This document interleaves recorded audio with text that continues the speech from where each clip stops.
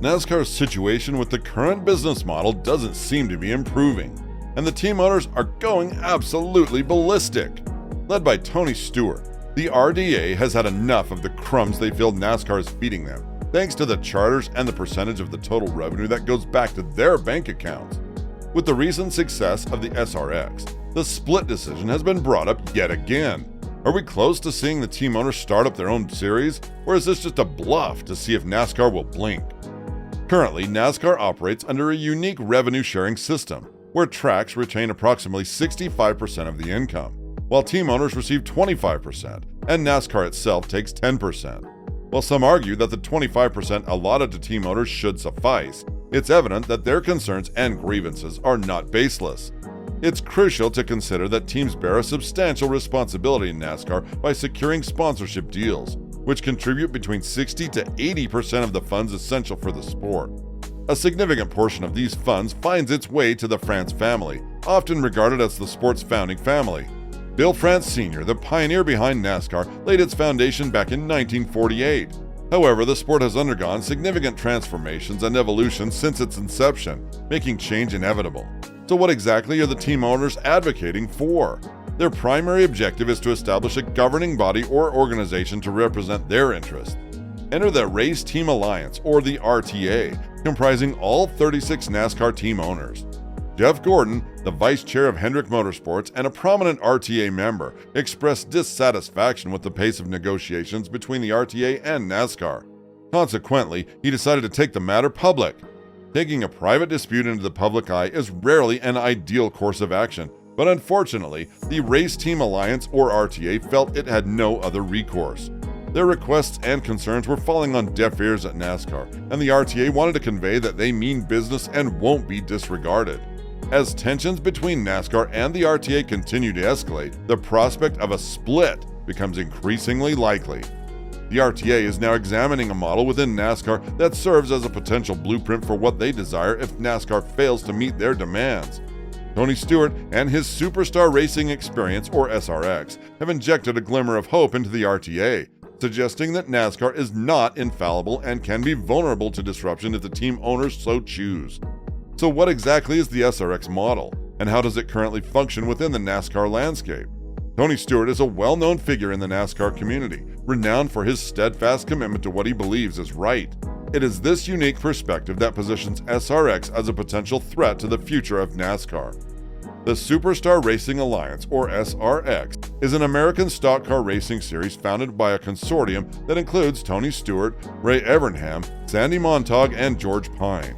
Currently, SRX, also known as the Camping World SRX Series, features 6 network televised races, attracting some high-profile names in the racing world. Tony Stewart has recently engaged in battles with NASCAR, and when you add this to the ongoing tensions between NASCAR and the RTA, it becomes evident that these external entities could pose increasing challenges for NASCAR in the foreseeable future. Therefore, NASCAR must respond promptly and address the situation. NASCAR's hope lies in the regulations and policies it has firmly established within the sport, designed to discourage teams from contemplating a potential split.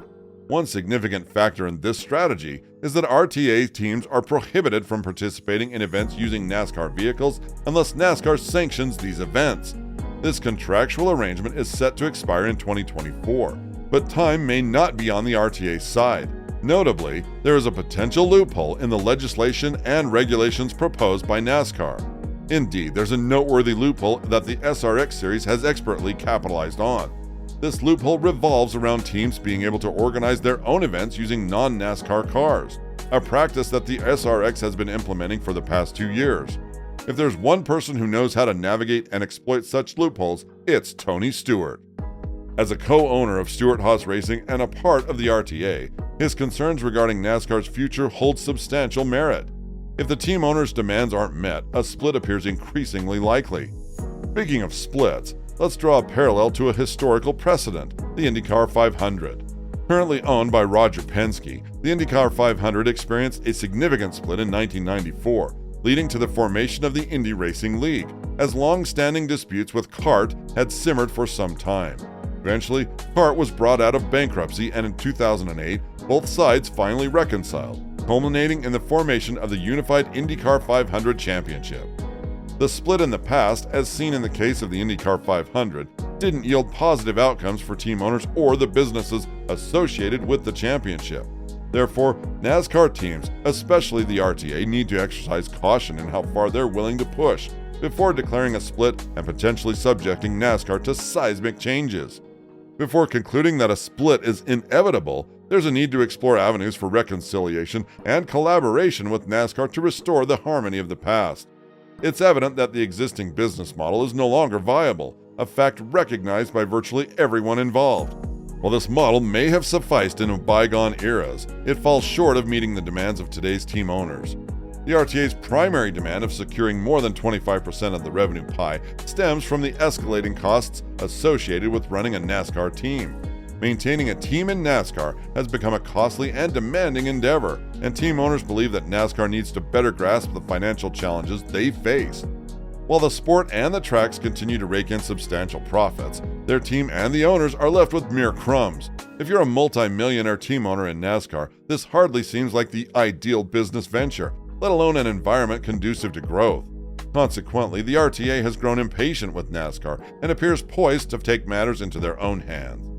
One significant step in this direction is the RTA's proactive exploration of organizing their own exhibition races, potentially as soon as a year from now. This move signals their intent to shape the future of the sport according to their preference rather than wait for NASCAR to address their concerns. Undoubtedly, the SRX model has emerged as a true exemplar for the RTA. However, it's becoming increasingly evident that the united front of all NASCAR teams presents a much more potent force for making a potential split work, compared to Tony Stewart and his partner's efforts with SRX. Tony's role in this matter seems to have fulfilled its purpose. He's effectively shown the way and provided a prime example. Now his role is more advisory, offering insights or possible directions the RTA could pursue. On the contrary, he could choose to take a more assertive stance, positioning himself as the leader advocating for pushing the RTA forward towards success. Currently, the RTA is actively exploring opportunities for exhibition races, not only within domestic boundaries, but also on the international stage.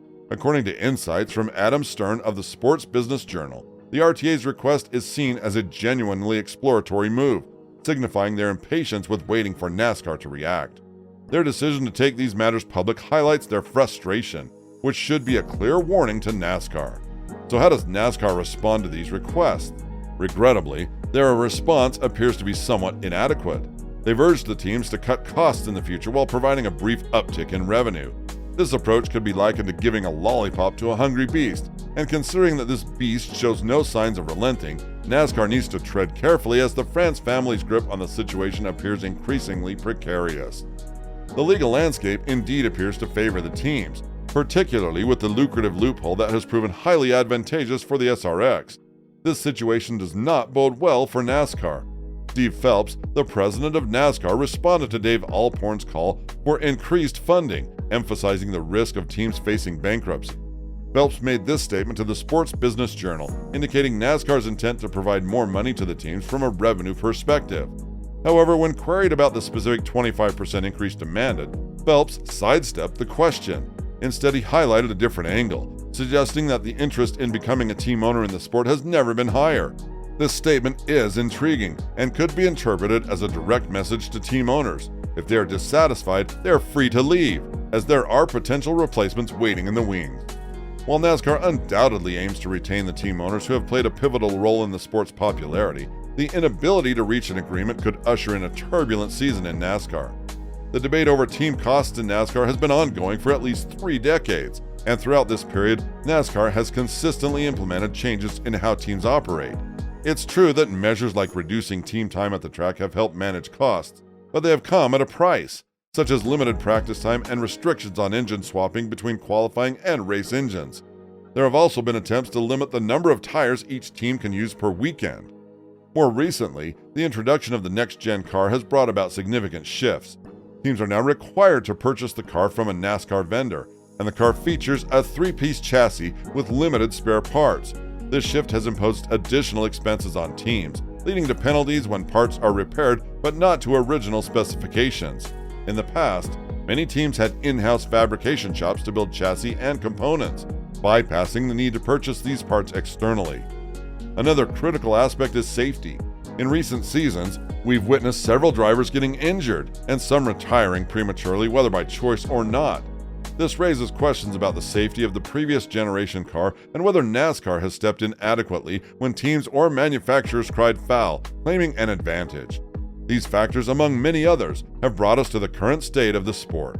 Drivers have been pushing for more control over their cars, demanding adjustments in downforce, side bite, spoiler size, and ride heights. These changes have clearly delivered tighter racing, increased on-track aggression, dramatic moments, fights, and controversies, all of which contribute to the entertainment value for fans. Over the decades, there has been an evolution in the sport, with the 80s marking a shift towards a more competitive and individualistic atmosphere among teams.